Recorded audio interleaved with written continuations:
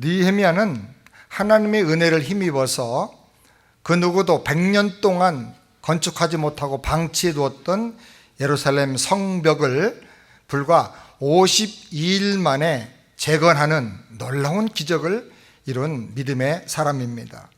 그는 단순하게 성벽만 건축한 것이 아니라 믿음의 공동체, 말씀의 공동체를 회복해서 오늘날 유대인들, 유대교 이런 것들이 다 가능하게 만든 아주 위대한 믿음의 사람입니다. 저는 우리 새안교회에서 느헤미야처럼 부흥과 회복운동을 일으키는 아름다운 평신도 지도자들이 많이 나오게 되기를 기도합니다.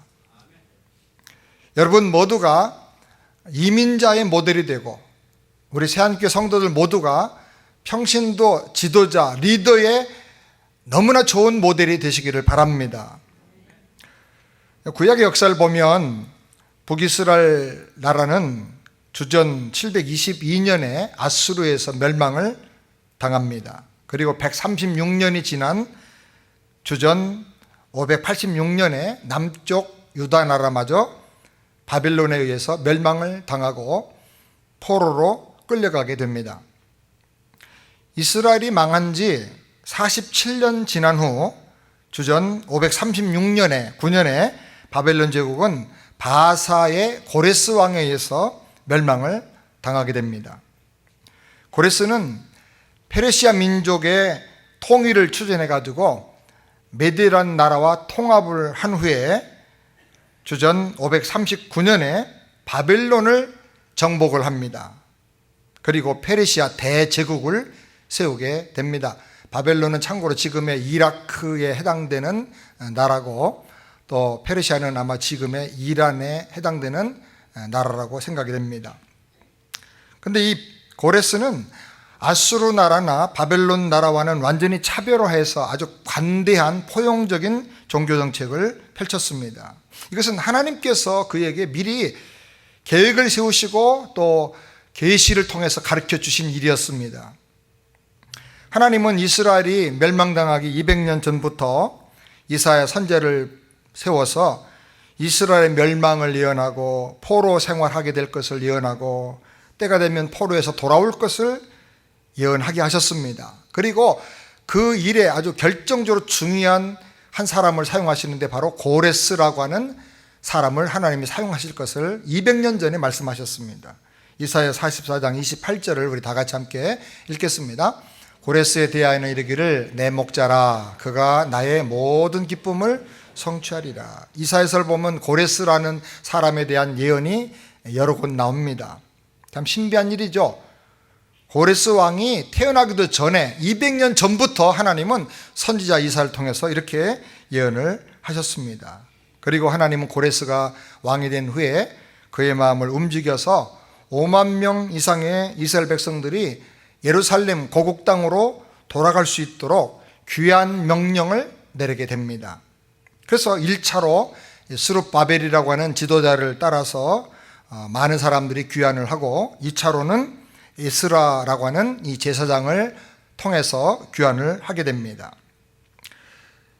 이 이스라엘 백성들이 고국으로 다시 귀환하고 돌아온 지 100년이 지났습니다.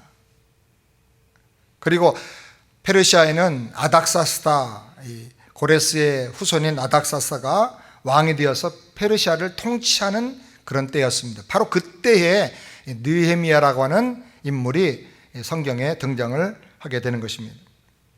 느헤미야는 아까 말씀드린 대로 이스라엘 백성들이 예루살렘으로 돌아간 후에 100년 동안 그렇게 힘쓰고 노력해도 아무도 건축하지 못했어요. 그래서 방치되고 있던 이 예루살렘 성벽을 불과 52일 만에 건축을 하게 됩니다. 그래서 하나님 백성들의 삶의 울타리를 만들어 줬어요. 저는 우리 목장의 모임과 목동들의 사역을 통해서 이민자들의 삶의 견고한 울타리가 만들어지고 우리 성도들의 삶의 견고한 울타리가 세워지게 되기를 기도합니다. 목장 사역은 한마디로 말하면 성도들의 삶의 울타리 울타리를 견고하게 세워주는 현장이다, 그렇게 말할 수가 있어요. 그럼 어떻게 그걸 세우느냐? 느헤미야의 신앙을 우리가 본받아서 말씀을 서로 나누고 하나님의 약속의 말씀을 붙잡아야 돼요. 그리고 기도하면서 서로 섬겨야 돼요. 그리고 사랑으로 하나 되어서 사랑의 그 축복을 서로 나눌 때 그 기도 속에서 상처받은 영혼이 치유되고 믿음이 약한 자가 강해지고 병이 들었어도 치유가 되고 가정과 기업에 어려움이 있어도 회복이 되고 믿음의 거부들이, 믿음의 용사들이 일어나게 되는 것입니다. 여러분의 목장이 그런 회복의 목장, 견고한 성벽을 세우는 그런 놀라운 역사들이 일어나는 목장이 되기를 우리 주님의 이름으로 축원합니다. 그러려고 하면 이 느헤미야 같은 영적인 리더십과 영성이 필요한데, 주님께서 이 느헤미야를 통해서 우리에게 갖게 하기를 원하시는 그 영성이 과연 무엇인가? 첫 번째로 느헤미야는 시련을 이기고 믿음과 실력을 갖춘 사람입니다. 1절 말씀을 우리 다 같이 함께 보겠습니다. 하갈의 아들 느헤미야의 말이라. 아닥사스다 왕 제20년 기스루올에 내가 수상궁에 있는데. 지금 느헤미야가 아닥사스다 왕 때에 수산궁에 있었다고 말합니다. 그가 궁궐에 있는 이유는 아주 높은 관리가 되었기 때문입니다. 그는 나중에 술 맡은 관훈장으로 올라갑니다. 오늘날로 말하면 대통령 비서실장 이상의 권한과 위치에 올라간 거지요. 왕이 휴식을 하면서 밥을 먹을 때 그 식탁에 함께 앉아서 밥 먹는 사람이에요. 밥 먹으면서 나라 일을, 또 어떤 사람을 어디다 기용할 것인가 하는 인사 문제를 국정 전반에 걸쳐서 의논할 때 그것을 대답해주고 자문해주는, 그야말로 아주 측근 중에 최고 측근인 것입니다. 이렇게 보면 느헤미야는요, 굉장한 믿음의 사람이고 실력도 굉장히 뛰어난 사람이었어요. 느헤미야는 포로 3세입니다. 우리가 이민 생활하기도 힘든데 포로로 잡혀가서 살았다고 하면요, 그거는 그 고통은 말할 수가 없을 거예요. 그런데도 불구하고 그 비참한 포로 생활을 다 극복을 하고 왕의 특별한 신임을 받는 아주 측근 중에 최측근이 된 것입니다. 우리가 교회 안에서 우리를 보면 대부분의 많은 사람들이 믿음은 좋은데 실력이 좀 없을 때가 많습니다. 또 어떤 사람은 실력은 좋은데 믿음이 별로 없어요. 어떤 분은 교회에서 믿음은 좋아요. 교회 안에서 뭘 열심히 하기도 하고 또 중요한 사역도 많이 잘합니다. 그런데 세상에 나가면 오매기 주고 별로 힘이 없고 영향력이 없어요. 그런가 하면 어떤 분은 세상에서는 뭐 이런저런 일도 많이 하고 실력도 있어요. 기업도 잘해요. 똑똑해요. 그런데 교회 안에서는 믿음이 없어요. 마음이 높아져서 교만해서 그런지, 아니면 그 관심사가 다른데 세상에 있어서 그런지 믿음이 아주 초신자 수준도 안 돼요. 이 두 가지를 다 갖는다는 게 참 어렵고 중요한 일인 것 같아요. 저는 우리 교회 성도들이 믿음과 실력을 갖춘 분들이 되길 바랍니다. 더욱이 우리 청년들과 우리 어린 자녀들은 믿음의 사람이 되고 실력 있는 리더가 되도록 우리가 기도하면서 키워내야 되겠습니다. 이 두 가지가 함께 우리 병행되려고 하면 하나님의 특별한 은혜를 받고 그 은혜를 힘입어서 큰 비전과 믿음을 가지고 삶 속에서 남모르는 치열하고 치밀한 몸부림이 있어야 됩니다. 그렇게 눈물 흘리며 씨를 심고 몸부림치지 않으면, 모든 일을 전심전력해서 진보가 나타나게 하지 않으면 믿음도 안 크고 일반 세상의 생활과 직장 생활도 제대로 잘 발전해 나갈 수가 없는 것입니다. 모든 일에 전심전력해서 믿음의 능력도 커지고 실력도 커지는, 그래서 영향력을 갖는 우리 새안의 성도들 되시길 바랍니다. 제가 지난 주간에 이분 저분 신방하고 만나서 이렇게 말씀을 나눈 중에 어떤 집사님과 식사를 할 기회가 있었습니다. 이분이 식사하면서 자기 삶을 얘기하는 중에 뭐 하나를 이렇게 제가 보게 됐습니다. 제가 감동을 받고 충격을 받아서 사진을 찍어 왔어요. 밥 먹다가 한번 사진 한번 보여주시겠어요? 또 그 다음에도 한번 보시죠. 네, 또 보실까요? 네. 여러 장을 찍었는데 저게 뭐냐면 독서 카드예요. 요만한 카드인데 그거를 수십 장을 이렇게 딱 바인드로 묶어가지고 그걸 가지고 다니시는 거예요. 그럼 뭐 썼는가 보니까 요거는 창세기만 쓴 거래요. 창세기 중에 아주 중요한 구절만 성경 구절을 몇 장 몇 절 써놓고 한글로 써. 그 밑엔 영어로 또 썼어요. 영어로. 이걸 외우시는 거예요. 들고 다니면서. 근데 그분의 나이가 78세예요. 아무도 안 놀라. 아주 포기한 사람처럼 78세 된 어른인데 이걸 들고 다니면서 한글로도 외우고 영어로도 외우신다는 거예요. 교회에서 성경 읽기 운동을 하는데 나도 이렇게 좀 말씀을 더 깊이 파고 들어가야 되겠다 그래가지고 외우시면서 또 뭐 미국 사람과 만나 대화하거나 무슨 중요한 계약을 하거나 무슨 일을 할 때 성경을 외워가지고 그걸 그대로 응용해서 사용한다는 거예요. 하나님께는 능치 못함이 없느니라 그런 말씀을 외웠으면 내가 생각할 때 하나님 대신에 그 사람 당신 넣어가지고 너 이름을 넣어가지고 당신은 능치 못함이 없는 것처럼 내가 보인다. 깜짝 놀랐네요. 당신은 어디서 이렇게 너무나 고급스러운 영어를 당신이 배웠다고? 참 제가 너무 아깝습니다. 연세가 아깝습니다. 여러분 우리가 무슨 일 하든지 좀 전심전력해서 우리의 경건 생활과 믿음 생활이 교회 안에만 머물지 않고 이 세상에서도 영향력 있는 그런 위치로 나가게 되기를 주님의 이름으로 축원합니다. 느헤미야는 그렇게 하기 위해서 상처를 치유하고 고난을 극복한 사람이에요. 바빌론에 끌려간 포로 3세입니다. 가만히 계산해 보니까 저희도 어느덧 미국에 온 지가 22년, 3년째 돼가고 있습니다. 우리 새안교회가 이제 한두 주 지나면 창립 20주년이 되는데 와서 목회하면서 보니까 이민 생활 정말 만만치가 않아요. 별의별 사건 다 있어요. 속상한 일, 울어야 될 일, 어떻게 해야 될지 몰라서 주저앉는 그런 경우들이 얼마나 많은지 몰라요.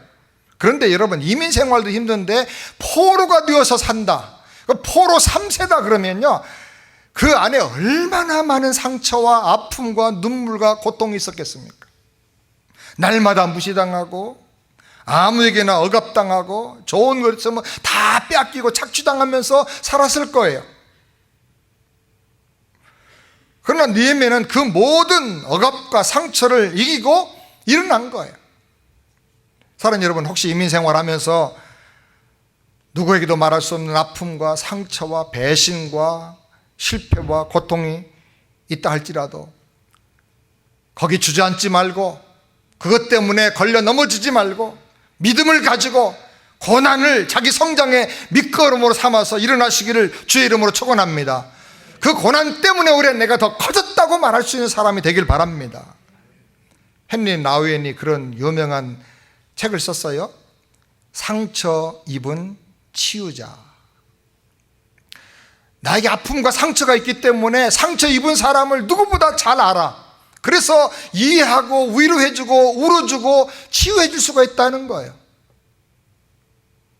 여러분에게 어떤 상처가 있다면 하나님의 은혜로 치유받을 뿐 아니라 상처 입은 다른 사람을 찾아서 위로하고 세워줄 수 있는 그런 능력의 사람이 되시기를 바랍니다.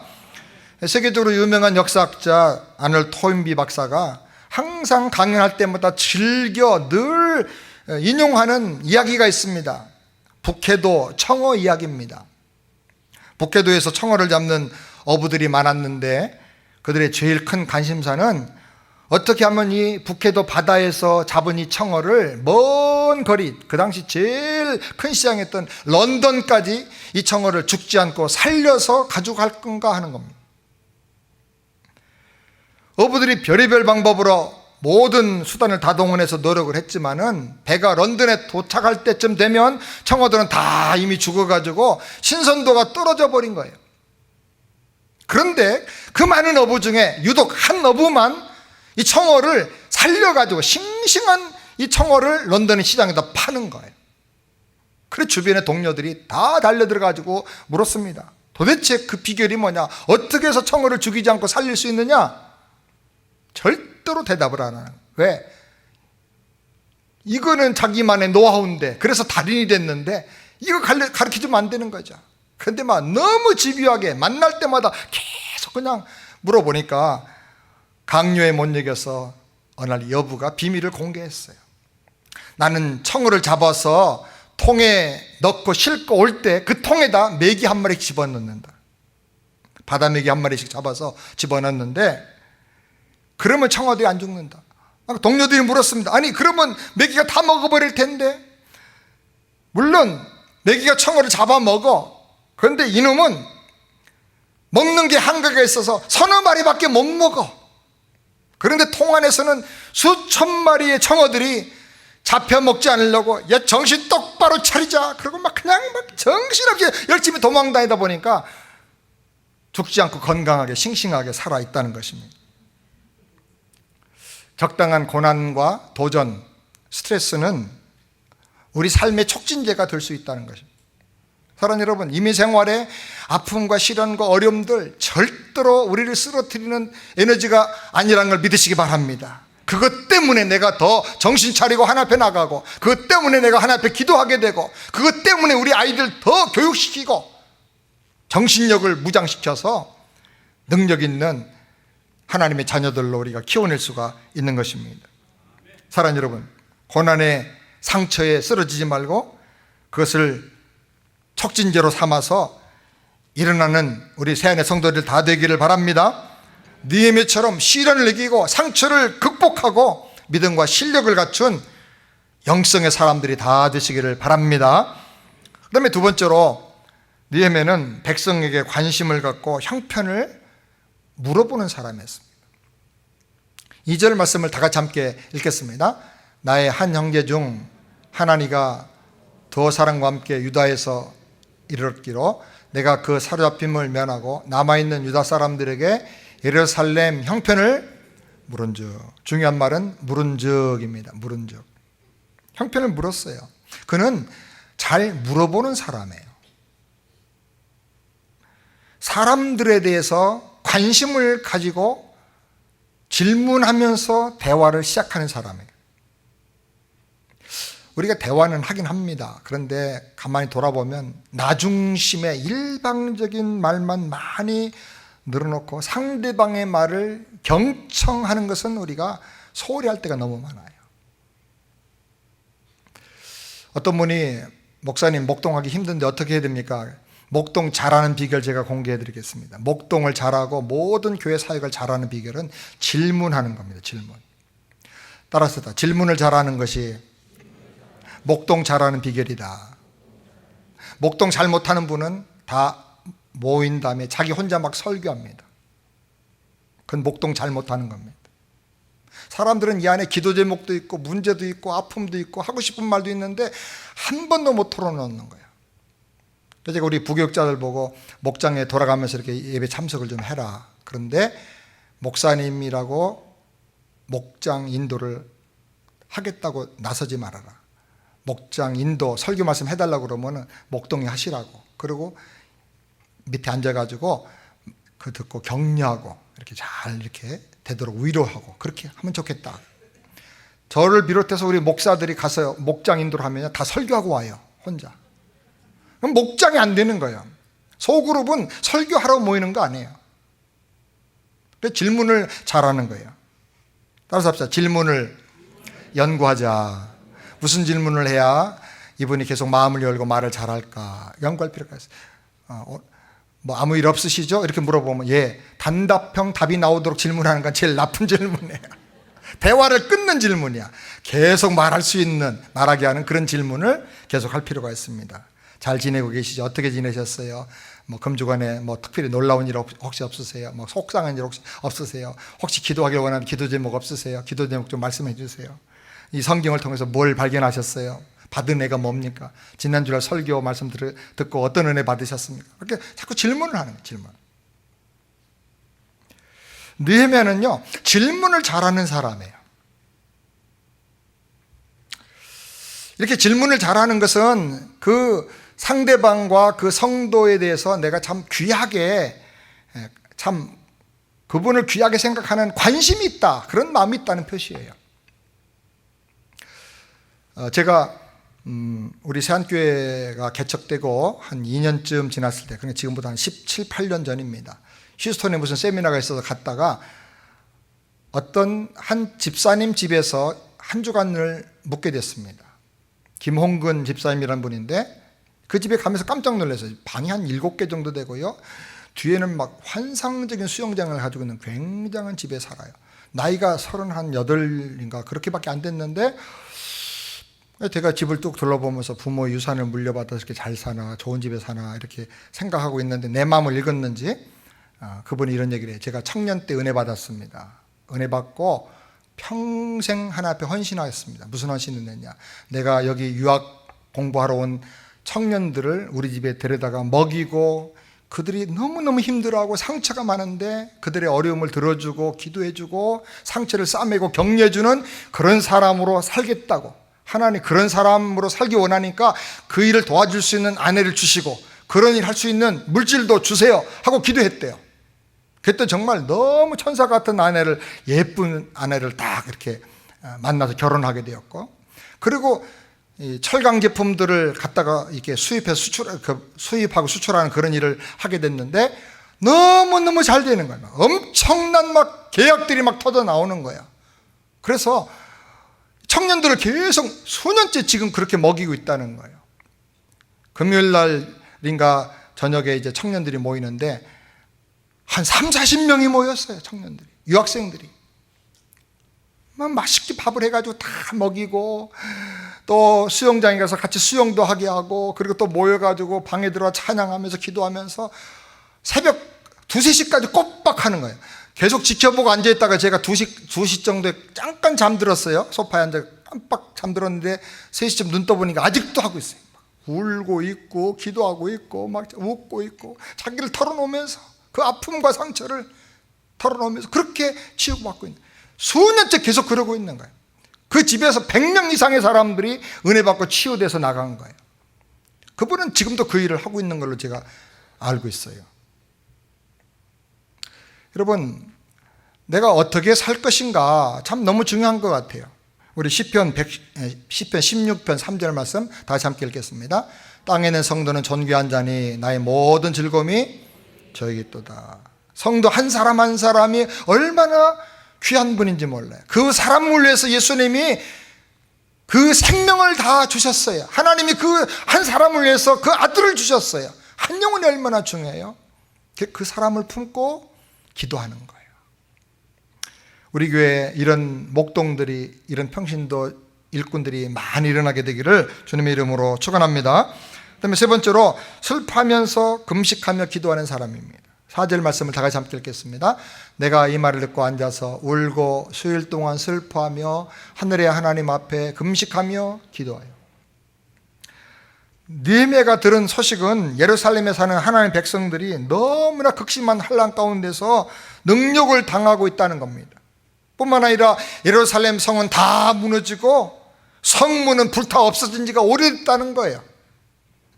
이 소식을 들은 느헤미야는 수일 동안을 앉아서 아무것도 안 하고 울었대요. 그리고 슬퍼하며 금식하고 기도했다고 그랬어요. 느헤미야는 유대인이지만은 고국에서 태어난 게 아니고 멀고 먼 바사 나라에서 태어났습니다. 그는 거기서 교육을 받고 거기서 자라고 거기서 직장을 잡고 거기서 높은 자리까지 올라갔습니다. 조국이라고 하지만 한 번도 이스라엘에 가본 적이 없어요. 그럼에도 불구하고 그는 자기 동포들이, 하나님의 백성들이 비참한 상황에 처했다는 소식을 들을 때 그들의 아픔을, 그들의 눈물을 자기 가슴에 끌어안고 자기가 울었어요. 운다는 것은 그들의 아픔을 내 아픔으로 느낀다는 거죠. 울 줄 아는 사람이 됐으면 좋겠어요. 응팔팔 마지막 회 보니까 눈물이 막 너무 나더라고. 막 그냥 소리 날 뻔해가지고 내가 힘들었어요. 그러고 난 다음에 회개했습니다. 내가 우리 성도들 위해서는 이렇게 흐느껴 울어본 적이 얼마나. 아픔 당한 성도, 좀 기도가 필요한 성도들을 위해서 우리 목장에서 그렇게 좀 울기도 좀 하고, 눈물이 안 나오면 그냥 어떻게 주여 좀 주여 짝이라도 해가지고 서로 기도하면서 세워줬으면 좋겠어요. 우리 너무나 이쁘게 잘 크고 있는 건강한 우리 최승리 어린이 같은 경우도 목장에서 그 동네에 그런 어려움 당한 가정이 있다는 걸 알고 기도하기 시작하면서 그 엄마 아빠도 예수 믿게 되고 승리도 하나님 은혜로 건강하게 된 거예요. 이 목장이 살아있을 때 그 지역에 많은 영혼들이 은혜를 받고 하나님 축복을 받게 되는 것입니다. 추운데 떨고 있는 수백 명의 고통의 무게는 내가 누워있는 침대 이불의 무게보다 무겁지 않다, 그런 말이 있어요. 아무리 많은 사람들이 고통을 당하고 눈물 흘리고 뭐 죽겠다고 난리를 쳐도요, 사람들은 지금 내가 누리고 있는 그 작은 행복, 그것보다 그걸 더 중요하게 생각을 하지 않는다는 거예요. 보통 사람의 마음이죠. 그런데 느헤미야는 달랐어요. 이스라엘 백성 중에 5만 명 이상이 약속의 땅으로 돌아갔습니다. 그런데 그들이 직면한 현실이 너무나 비참했어요. 그래서 예루살렘에 갔다가 낙심하고 못 살겠다고 돌아온 사람이 점점 늘어나는 거예요. 믿음으로 살겠다고, 약속의 땅을 내가 밟아서 거기서 약속을 의지하고 살겠다고 갔는데 살아남기가 너무 힘들어요. 그래서 1차 포로 귀환 때는 49,897명이 스룹바벨과 함께 예루살렘으로 갔어요. 근데 그들이 살면서 너무 힘들고 돌아온 사람이 많으니까 2차 포로 귀환 때는 에스라와 함께 간 사람이 1,754명밖에 안 돼요. 30분의 1로 줄어들었어요. 그만큼 예루살렘의 형편이 어려운 거예요. 갔던 사람도 다 돌아오는 거예요. 가려던 사람도 포기하고 안 가는 거예요. 그런데 느헤미야는요 달랐어요. 자기 왕의 최측근으로 총애받는 그 자리, 가문의 영광인 그 자리를 포기하고요, 스스로 자청해서 예루살렘 그 어려운 지에, 험지에 총리로 자기를 임명해달라, 총독으로 임명해달라 하고 거기로 갑니다. 가서 녹도 받지 않았어요, 평생. 그리고 자기 돈, 재산 다 바쳐가지고 예루살렘 성벽을 백성들과 함께 건축을 해내게 된 것입니다. 울 줄 아는 사람이에요. 울기만 하는 게 아니라 힘으로도 능으로도 할 수 없을 때 금식하며 기도하여 하나님의 능력과 은혜를 받아서 기적을 이루는 사람입니다. 우리 목장에서 이런 역사가 일어나게 되기를 우리 주님의 이름으로 축원합니다. 따라서 우리 목장은 기도로 기적을 체험하는 공동체입니다. 아멘. 합심하여 기도하면 하나님이 들어주세요. 뭐 목을 막 놓아서 세게 기도한다고 되는 게 아니고 믿음으로 기도하면, 간절히 기도하면 하나님 들어주시는 거예요. 아멘. 마지막으로 네 번째로 왕에게 인정받고 영향력 갖기를 구한 사람입니다. 중요합니다. 11절 말씀 다 같이 함께 읽겠습니다. 주여 구하오니 귀를 기울이사 종의 기도와 주의 이름을 경외하기를 기뻐하는 종들의 기도를 들으시고 오늘 종이 형통하여 이 사람들 앞에서 은혜를 입게 하옵소서 하였나니 그때에 내가 왕의 술관원이 되었느니라. 느헤미야가 하나님께 기도했어요. 확실하게 하나님, 왕 앞에 은혜를 얻게 해주시옵소서. 그리고 이 페르시아의 권세 있는 많은 사람들에게 인정을 받게 해주시옵소서. 자기 삶이 형통하기를 기도했어요. 세상에서 인정받고 영향력 있는 사람으로 성공적으로 올라가기를 기도했어요. 그런데 그 기도의 목적이 자기 행복이 있지 않았어요. 하나님의 약속에 따라서 하나님의 백성 이스라엘이 회복되는 그 일에 자기가 쓰임받기를 원한다는 거예요. 그런데 하나님께서 그 기도를 들어주셨어요. 여러분, 이 11절에서 가장 중요한 단어가 뭐냐면 그때에 라는 말이에요. 다 같이 합시다. 그때에. 언제입니까? 그때. 언제요? 그때가 언제냐고. 이렇게 마음을 정하고 기도할 때, 목적을 확실하게 정하고 기도할 바로 그때에 어떻게 됐어요? 내가 왕의 술관원이 되었느니라. 수상궁에 출근하는 그런 정도의 관리에서 왕의 최측근 술관원이 바로 그때 됐다는 거예요.